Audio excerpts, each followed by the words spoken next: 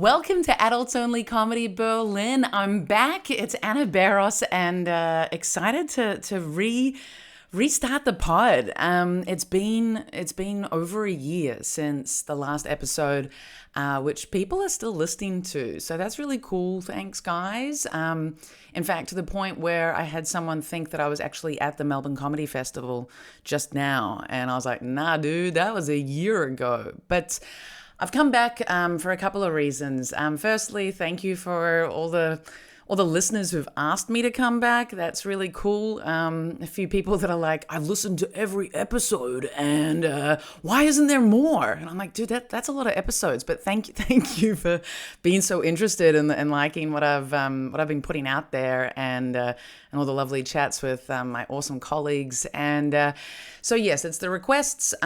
Also, because for the last year, well, up until the start of 2025, I was doing content with Asties, the Asties Nonsense channel. If you haven't checked it out, it's got its moments. The reels, I love it. I love content that goes viral because it's always, not always, I don't want to discredit anyone's hard work. There is some good stuff that goes viral, but I feel like the clips that went viral from this comedy channel that we did for the porn company, it's like, there was nothing in there. There was nothing. There was no comedy there. It was just young, hot women, which I guess was the point of the whole channel, to funnel new interested people to their porn site, which is great. It is a very cool company, very ethical, and doing good stuff. Doing sexy, good lighting stuff. I did actually have the opportunity to work on a porn shoot with them, not in the capacity of sex work, but I got to be like a host for this game show, Dating Through the Senses, and so my voice is on Pornhub, and if you subscribe to their channel, you can actually see me the behind the scenes interviews with the porn star. She was great, and also interviewing. I think I spoke with the contestants as well, and just wandering around the studio and vibes. Oh, and also the post-coital interview, which was hilarious. It's like sitting on the bed where the sex had just had, like they had to throw down some extra towels because it was so wet. Okay, so I'm getting distracted. All right, so yes, because the Asties comedy channel was doing my own content for me, I was like, I can peace out now. And also in conjunction with the fact that I started living with my partner, and through fear, very justified fear, given the number of relationships that have been impacted by me doing this podcast. And if you've listened to the pod, you'll know which ones they are. Living with my partner and having this kind of new lifestyle where he is my number one person, and therefore I didn't want to accidentally spill our private life out into the open. He's not a comic. He doesn't want his life to be exposed, and he's very supportive and in no way restrictive. If you're hearing this in any kind of like, you're hearing the warning bells and the red flags going, no. He's super supportive of me writing material about us, but naturally and absolutely, I respect it. I don't want to expose him. Also, like one of his friends listened to one of the episodes last year, and that was kind of the reason why I stopped. They listened to it and said that they turned it off because they didn't want to hear anything more intimate about him. And I was like, damn it, I felt like it was more intimate about me, and not to repeat the content, but it was more about an activity that I was doing, not about him. But anyway, so what I did, if you haven't listened to the podcast episode where I explained it, I've put all of the very private, sensitive, intimate episodes behind a paywall, which no one's paying for.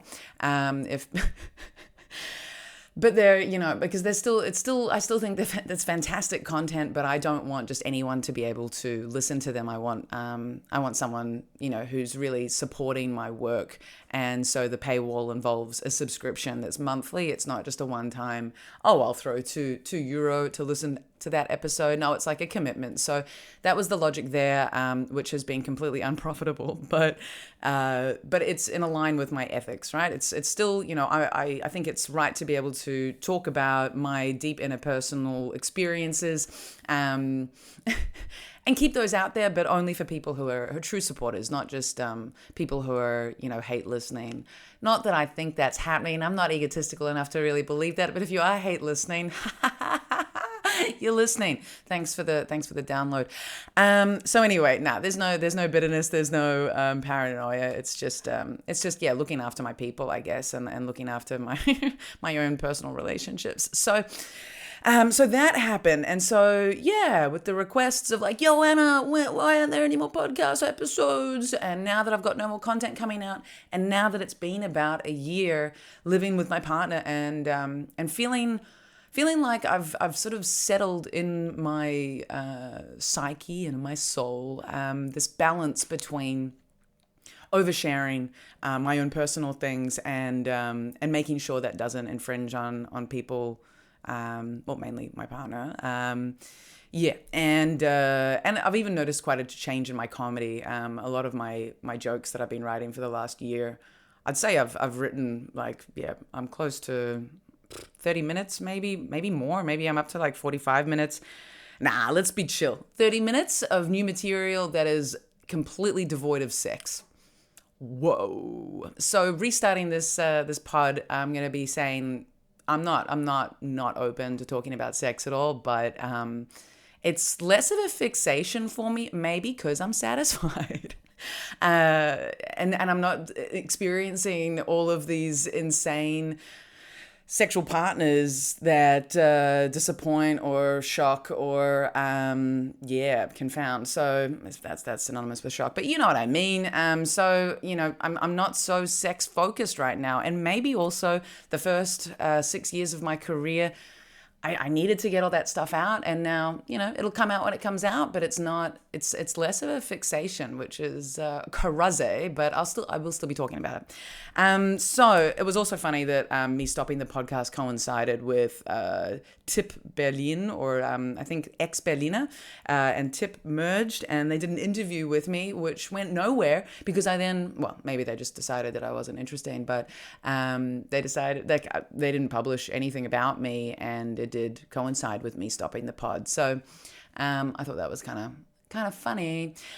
But anyway, so the format's going to be a bit different. I'm going to be doing every second week I'll do a little short solo pod. So that'll be insights and jokes and whatever thoughts, and then every second week, so that my schedule isn't too heavy with organizing people to come over, I'll have a guest on, and it's going to be a little bit more structured. So talking about set topics that we kind of discussed beforehand, and it'll still be loose, but yeah. So excited to be doing this, and so some updates. If you haven't seen any of my stand-up recently, I'm not sure. I haven't been posting that much, but I've now got this new camera, which is super cool, and you will be seeing more.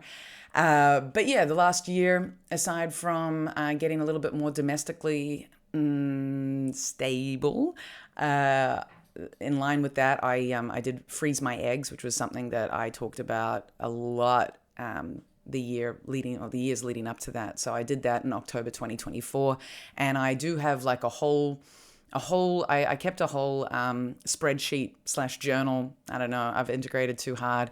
The spreadsheet seemed right, of all of the experiences and the medication and how I felt and the support of the doctors or lack thereof. So I've got, whether or not I want to do a full egg freezing episode, I think I might do that. I think women who've gone through it and who are interested in going through it, I think it's nice to share these experiences. The plan was to just post it on Reddit, but yeah, I think I might do an episode on that. I don't know. Hit me up if you'd like to hear about it. Instagram is my usual method of contact. Also got my website, but yeah, I think women deserve to hear other stories of just how difficult and complicated that whole process is. So that went down in October, and then honestly, it's taken until now for my cycle to return to what my app Clue says. It's returned to a typical cycle. So that says just how much of a physical impact it has. I actually got that notification this week that my cycle has returned to typical, and that's October to June. So in terms of the emotional consequences, fallout, I would say, the emotional fallout of freezing my eggs, I had seriously messy emotional I would say spirals and just like deep troughs of not being okay from November, December. I think I really did start balancing out only in January. But even then, like, I don't know if my actual cycle has only just returned to normal. I do wonder how much the emotional stuff was still going on, but I was just I don't know, blaming other stuff for it. But yeah, so not to go deep into that, but that's something that took up a lot of my energy and all my money. So that's obviously a huge part of my new solo hour, which I'm so excited to take to Edinburgh this year. Jokes that I'm really proud of, and I feel like I don't know. I feel like I've reached a different level of comfort talking about my experiences, and ideas more on stage, and really love these jokes. So I'm super excited to take them to Edinburgh, and then I'll be taking them.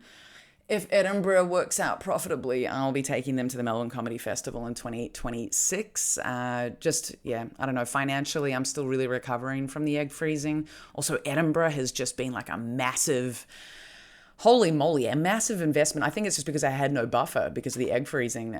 But yeah, so hopefully if good opportunities keep coming my way, I will be heading back to the Melbourne Comedy Festival in 2026 and bringing Hi Ho, which, yeah, by then will be super polished. And I'll be really, really proud of it. The last 2 years when I've taken solos to Melbourne, they've been in their early stages. So be really nice to bring a solo after Edinburgh and to show something that's just super well developed. And speaking of awesome opportunities, I thought I'd share with you the coolest opportunity I've had in my career so far, which that's quite a big call, but I think it's accurate.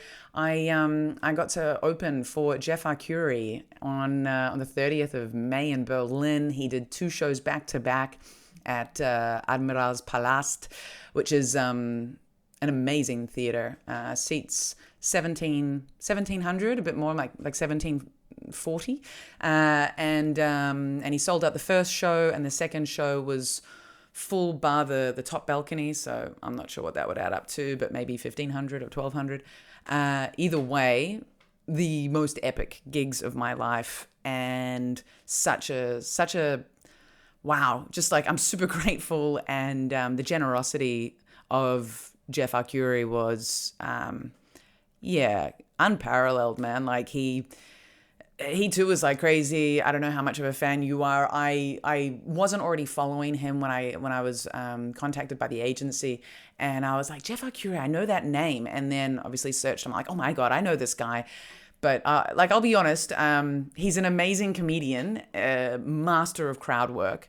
But I think I never stopped to watch him because in my kind of female comedian mindset, whenever his reels had been suggested to me on an Insta, I would be like, what does this short white man have to say that's original? Dude, his crowd work is hilarious, and his bits are great, and he's got such his ethics on stage are really, like, I feel very aligned with how he interacts with the audience, in the sense of his respect and his gratitude and his awareness of how much it's we only have this job because people are there, and it's not about shitting on people. It's about appreciating their participation and laughing at yourself as much as laughing, at others. And he's just so gracious with the audience, and so you can just tell he's got such a he's a good guy, and super funny.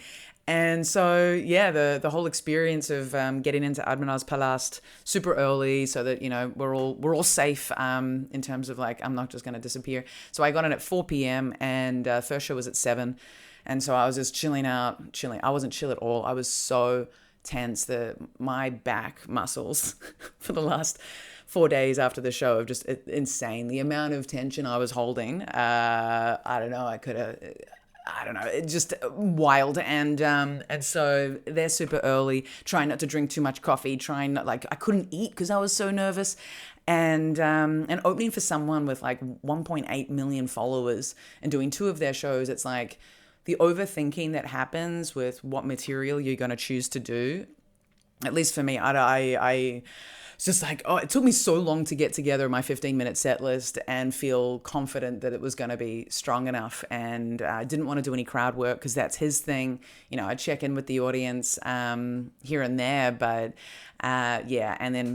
And as soon as Jeff arrived, we did a sound check and I got to choose the song I walked out on to. And he was like, so you're booked for 15 minutes? And I was like, yep. He's like, don't worry if you go under or over, like 13 minutes is fine, 17 minutes is fine. I just want you to have fun. And I was like, that is everything you want to, like, that's everything you want to hear. And that's exactly that's the vibe, man. That is the vibe. And he was very generous, saying that he wanted to even sort me out payment wise on top of the agency. I really underquoted for the gig because I actually thought it was at Friedrichstadt Palast, which has a capacity of like 200. But regardless, when I realized it was at this bigger venue, I was like, oh, I got the gig. Like, no way am I gonna do anything about that.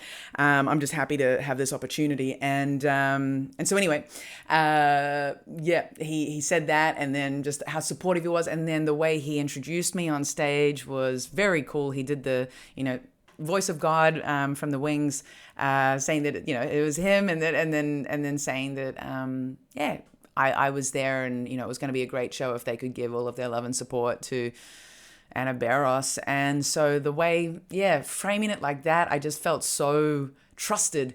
But I was still shitting bricks. That first show was just a complete blur to me.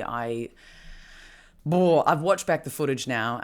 So also his videographer and his team, just so generous. We're like, oh, give us your email. We'll send you the footage. And it's like, oh my God, do you know how valuable that is to me? Like getting the footage of a gig where I'm doing some of my best, hopefully my strongest jokes in front of that many people. And and my sets did go well. The second show, way better than the first in terms of my own performance. I think my nerves were way less spiky. I'd already done it, so I knew what I was stepping out into. And I rearranged my set list to feel a little bit more solid. But what happened in both sets is Jeff said there was a clock on stage, so I'd know my time. And during both opening sets, I was doing my thing, and then I looked down, and for the first show, I looked down at one point, it said 7 minutes, and I was like, oh geez, that's quick, already 7, and then I kept going, and then I looked back down again, probably another 4 minutes later, and it was still at 7.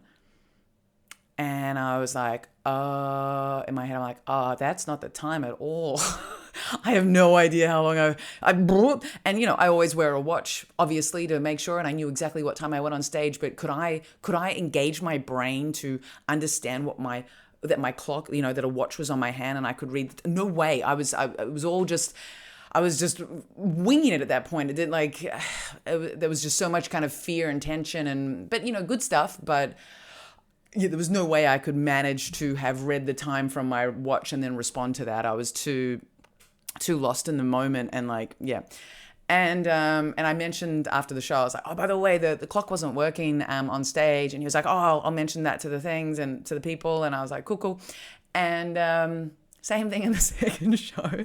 And even so, for the second show, I was like, Anna, just use your watch. Don't worry about the clock on stage. It's probably not reliable.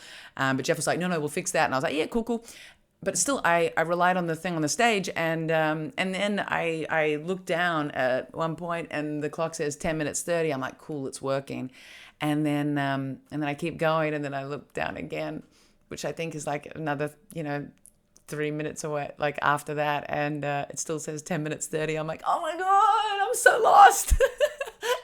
And I did actually look at my watch, but I just looked at my watch whilst the audience was clapping, and I couldn't read it. I have no idea what it even said at that point. So anyway, just to give a bit of a insight into just how terrified I was. And that said, there were moments on stage where it just felt like I was looking at the audience and I was taking it all in and I was really present, but then I would switch back to this like, oh God, don't fuck up for Jeff. I don't I hope this joke works. I hope this doesn't alienate the audience. I hope this isn't too dark. I hope this isn't,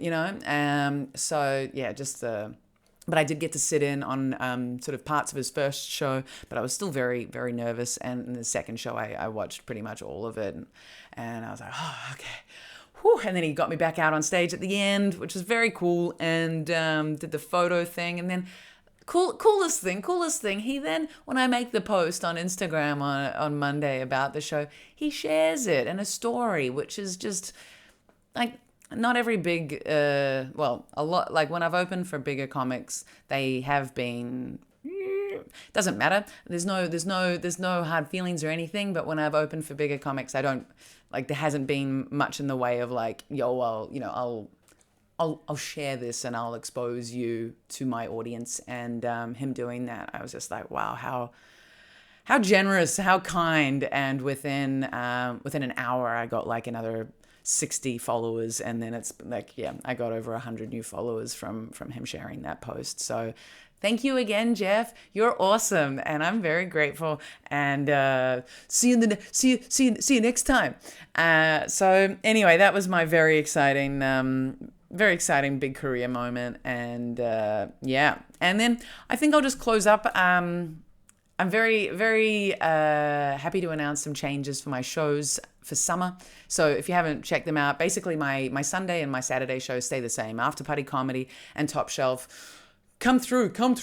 But Pimp My Jokes on Mondays and Backdoor Comedy on Tuesdays, as well as Dirty Laundry on Wednesdays, have all become 1-hour shows, and they're all starting later. So Monday and Tuesdays are starting at 9:30, so doors are at 9. And finishing by 10:30, and then Dirty Laundry is starting at 9, going till 10, doors at 8:30. And so just nice and tight, and those 3 shows are also now ticketed. So the idea is you can still buy tickets at the door, and it's basically the same amount as the donation. It's just you do it up front, and that way there's a different level of commitment. And I do think that it's time. And I love audiences that are committed to the shows and believe in it. And it's been going really well so far. So if you didn't know the new timetable, come through, guys. Come through. And excited for this summer. Bracing myself to not make a lot of money this summer, but maybe hopefully tourists come through, numbers pick up. Who knows what other new opportunities I'll get, but happy to be doing the pod again. Very excited to get my first guest on. Yet to book them, but we'll see who I get. And I think that's all I wanted to share with you guys. I can do a little bit. I'll tell you a little bit more about the porn shoot that I did, because I feel like I mentioned it to a couple of regular guests, and these 2 men just had so many questions. So the full video is, and the behind the scenes stuff is on the ASD's website. I think some of the stuff is available through Pornhub as well. But basically, I was kind of like the energy host kind of person through the day. I had no kind of management role at all. Just more of a, how's everyone feeling? And interviewing the porn actress who she was startlingly young looking when I arrived, and I didn't want to in any way be judgy because she's an adult, she can do whatever she wants, and we're in Berlin, and Estes is an ethical company, and it's all about consent. And it was just, I was just a little bit like, and also just felt, I just felt a little bit old.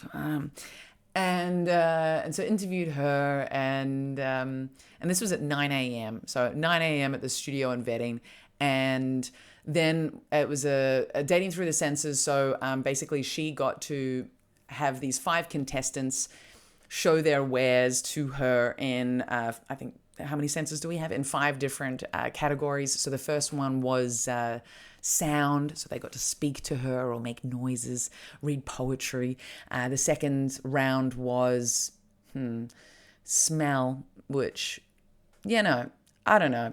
That was an interesting one. She dealt with it really well. Then the next one was touch, which was when sort of like the porn started happening, and so there I was on set and needing to call time when they'd spent like 3 minutes fingering her, or what else was touch? I don't know, or her like handy, or all the things that you can do with hands, guys.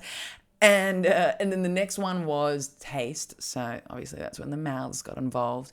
So it was kind of fun watching these people go hard foreplay, and quite a few of them were total amateurs in terms of porn, and there was one actual porn guy on the scene. I don't want to give anything away, but yeah, he was going to be the one that banged her in the end. And then the last one was sight. So she, the last 2, she gets to choose based on appearance. Ooh, how superficial. And then they get to bang. And so after she decided on that guy, we took lunch, and the boys put their penises back, and they washed themselves down. I guess the porn star got busy douching, but they did need to eat as well. So lasagna was lunch, and chatting with all of them, and then it was the sex scene. And honestly, after lunch, I was so tired because I had to get up at like 7 to make myself look decent for the camera, and then get over to vetting, and then being on alert the whole day, like just trying to be the most helpful and energetic and whatever, and then lunch was like 4 p.m. So I was already destroyed. So after lunch, when the sex scene happened, instead of kind of being the opportunistic first time on a porn set creep and watching the sex scene, I decided to take a nap. How anticlimactic is that? Like, how not on brand is that? But I do feel like I've seen enough. I was like, And I did get a bit of a nap, although there was a lot of moaning and screaming, and a lot of just like flesh noises.